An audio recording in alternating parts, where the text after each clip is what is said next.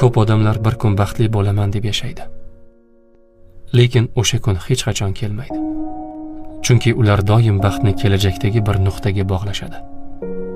Shuni hal qilib olay, shu pulni topib olay, uy olay, muammolarim tugasin, shunda xotirjam bo'laman deb o'ylashadi.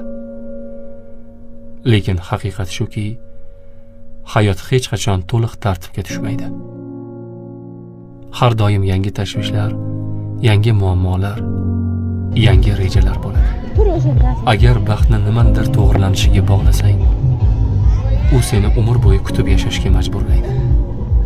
Lekin hozirgi onni his qilsang, bor narsalaring uchun shukr qilsang, hayotni qanday bo'lsa shunday qabul qilsang, kutilmagan paytda chinakam baxtni his qilishing mumkin.